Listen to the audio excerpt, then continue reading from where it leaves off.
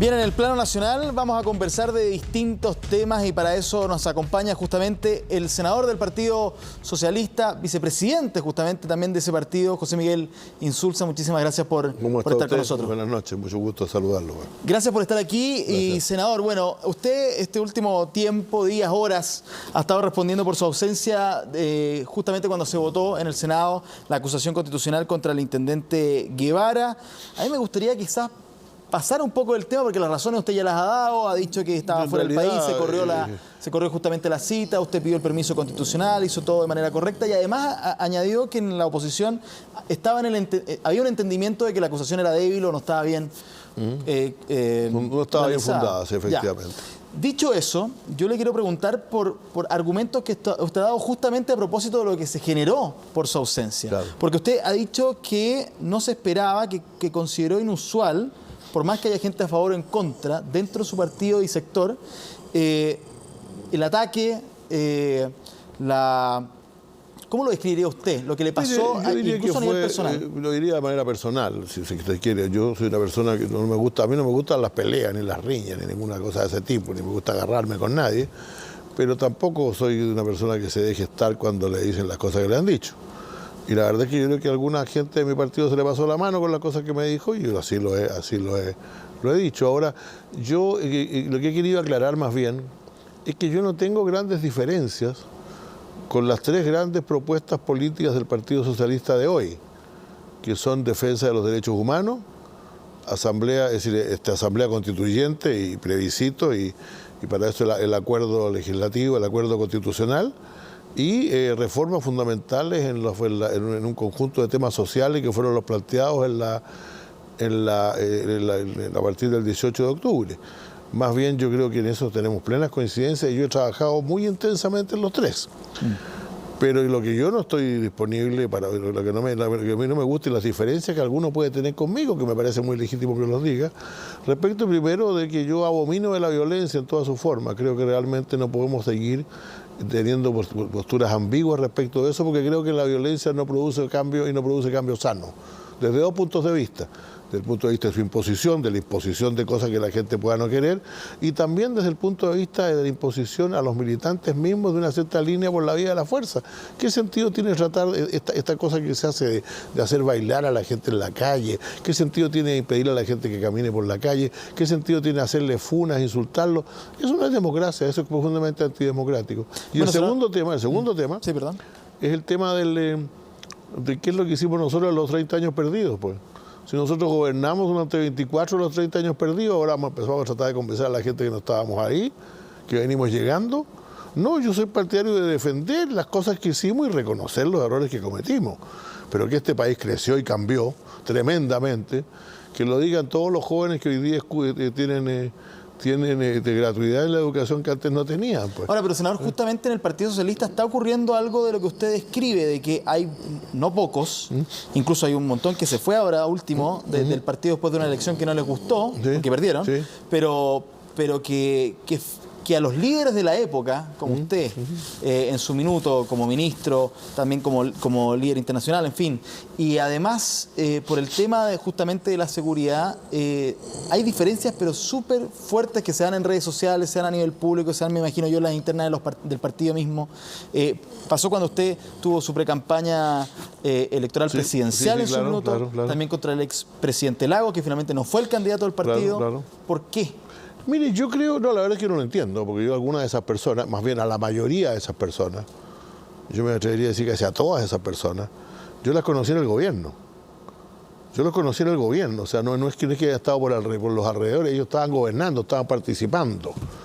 Y la verdad es que yo no entiendo cómo gente que fue asesor de un ministro en La Moneda, uno de los principales directivos del Ministerio de Relaciones Exteriores, embajador en alguna parte, ministro, de pronto dice que no tenía nada que ver en esto. Y que gente que incluso trabajó hasta hace poco en empresas públicas y todo lo demás, de pronto como que quiere olvidar eso, parece que se le quisiera olvidar.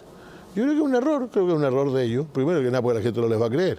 Porque ¿cómo le va a creer usted a alguien que era ministro de Estado?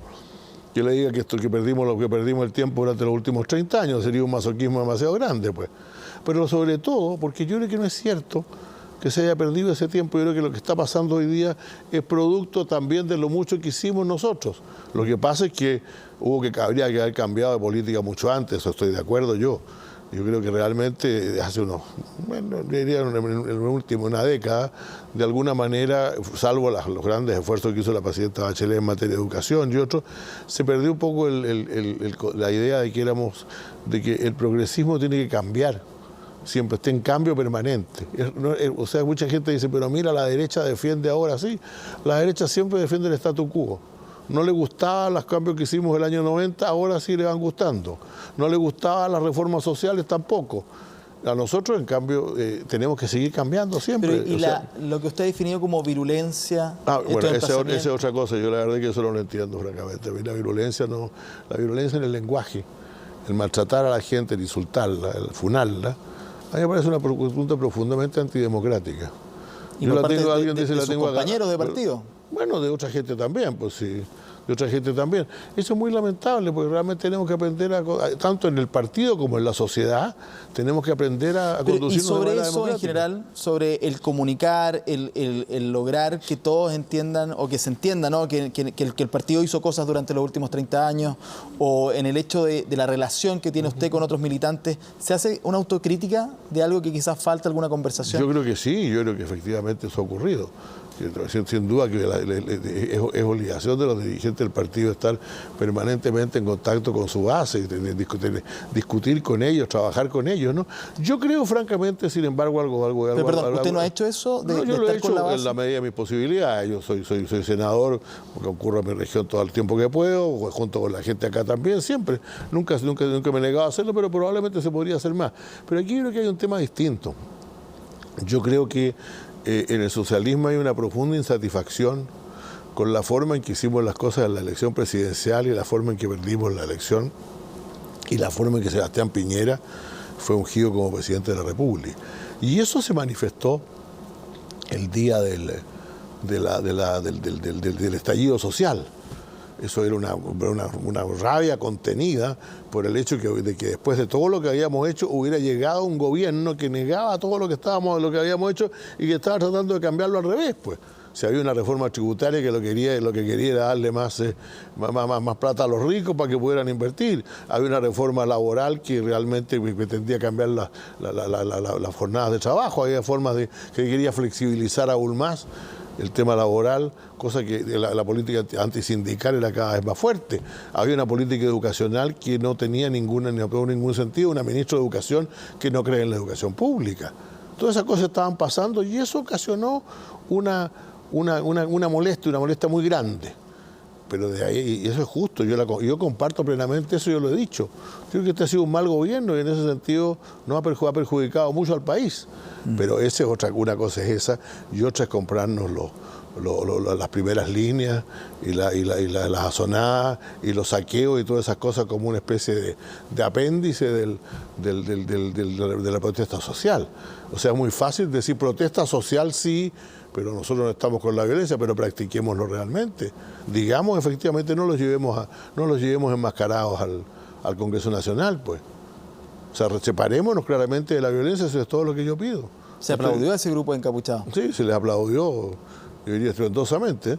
Yo no estaba ahí, lo vi por televisión igual que usted. O sea, a lo mejor estaba en el Congreso, pero estaba en otra parte, pero no estuve, una reserva no estuve en la escena. No estuve en la escena, no estuve en eso. Sí. Senador, para cerrar este tema, personas del partido que manifestaron alguna molestia, no particularmente contra usted, pero sí contra un grupo de dirigentes o por qué existen estas divisiones, plantean como, me dijeron como por ejemplo, bueno, pero es que el senador Insulza dijo cuando comenzó todo el tema de la evasión, soy partidario de reprimir con energía. Un momento. Y lo voy a dejar responder sin duda con todo el tiempo que usted necesite, pero decían que ese tipo de frases desde el comienzo marcaron una postura que hoy algunos me lo planteaban así, ¿no?